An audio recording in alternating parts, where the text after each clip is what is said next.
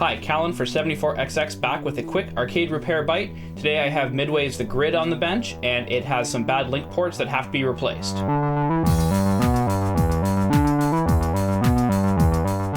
If you've ever had the pleasure of seeing the Grid, it's a 6-cabinet behemoth, and all the boards link with each other through FIREWIRE ports. Here is the PCB for the Grid, and down here there should be 2 link ports. There's one here, but one here is missing with some pads ripped up. And the one that's here isn't looking so hot either. Luckily for me, they still make the ports and I was able to get a few, so let's replace both of them.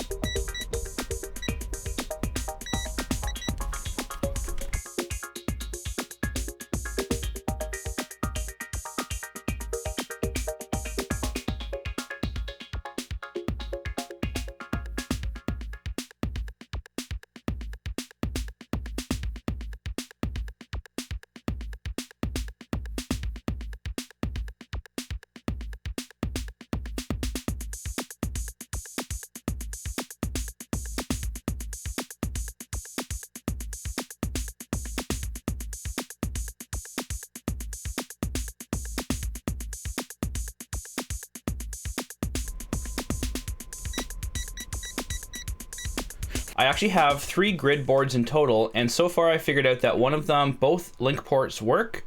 The second one of the link ports seems to work, and then on this one, it had no ports, so we haven't tested them yet. So I've set up the fully working board over here, and the one that we just repaired those ports on over here, and connected with a FIREWIRE cable. Let's power it up, and we'll see what we get. So we'll actually be watching the video from the fully working board. Turn it on here. Goes through its self-test. So main board, everything is testing okay. Should now reload and show me a grid loading screen. So the next thing it should do here is try to contact the second board, and we'll see if it shows 1 and 2 connected or not. Okay, well, it's showing 1, 3, 4, and 6, and it rebooted. Okay, I'm gonna try the other port.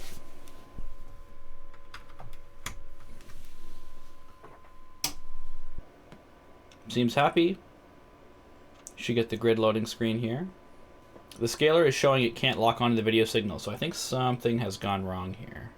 Okay, so it seems like even with those ports put back on, the board is not linking correctly. What I'm gonna do next is change the FIREWIRE chips, these are IBM chips, between the board with no working link ports and 1 working link port. I don't wanna touch the one that is fully working. I can actually buy new chips on eBay if I need to. But because these 2 boards are both somewhat working, I'm wondering if I can switch these chips and figure out if that's the problem. So what I'm hoping to see is 1 working link port on the board with currently 0 working link ports when I switch those chips.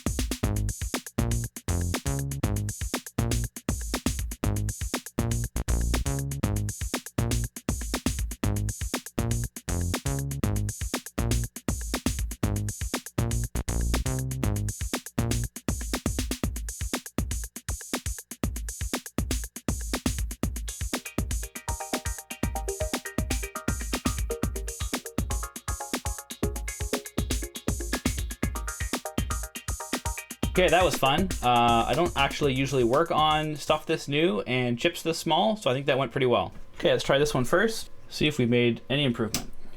Well, it cleared the error where it was restarting it, but it's not detecting it. but it was the other port that was working. So let's try that. Oh, that did it. That's working. I don't know why the video is going a little weird. I'll have to look into that, but that's working. 1 and 2 are now connected. So that's good. So I'm gonna order new IBM chips for both of these boards, and I might be able to get both of them working again. All right, it's a few weeks later. I've got 2 of the chips here. Let's put them on the boards. I'm gonna start with the one that I took off the other chip. It's empty right now, so let's start there, see if we can get both parts working.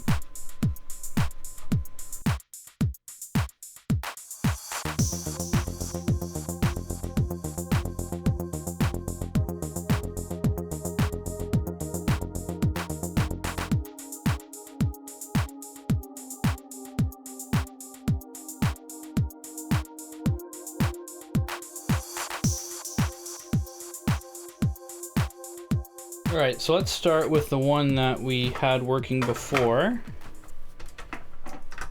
by switching that one chip over with one of these.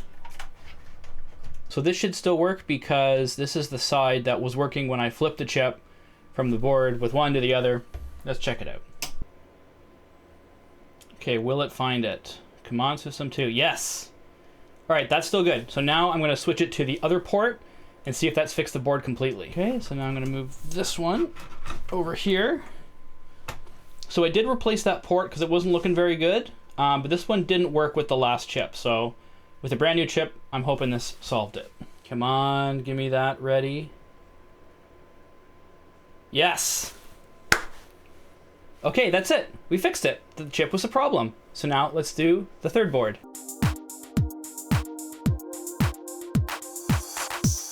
All right, ready to test. All right, good. First port's working. Let's try the other one. Come on. All right. Yeah, connected right away. So you know what we have to do now? We have to connect all 3 boards and see if they can communicate together. Okay, a little bit short on space here, so I'm gonna actually stack the next one on top of here. The little bubble mailer to prevent any shorts. Just hooking up the power to the last board. And another FIREWIRE cable. Go from board 2 to board 3. They're all auto negotiating. You don't have to set the number anywhere. Okay. So there's 1, 2, 3. Gonna check to make sure I don't have any power issues before I turn this on. Last thing we need is a short circuit. Okay. All right, looks all right. Boards are connected now. Let's test it out. I'm a little surprised. I'm running it on 1 power supply, and I'm surprised it can run all 3 boards at once.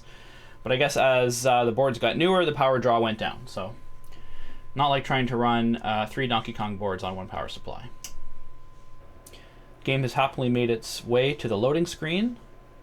Here comes the moment of truth. We want to see 1, 2, and 3 all connected. 2, 3. All right. Okay, that's it. We got all 3 boards working. So let's press start to get out of the search. Make sure the game starts up otherwise. Let's give some credits here. Yeah. We got sound. Just play. Good luck. Fantastic. So in review, we replaced the FIREWIRE port on 2 of these boards, and then we also replaced the IBM FIREWIRE PHY chip, which I think is the physical link layer chip, that actually handles the communication. So the ports are still available on DigiKey if you need to replace those, and the IBM chips are available on eBay for not too much money on new old stock. I saw that the seller had quite a few sold of that chip, so they must be used in some other things that people still want to keep going. But it's great that they're around. So that's all for this video, and I'll see you next time.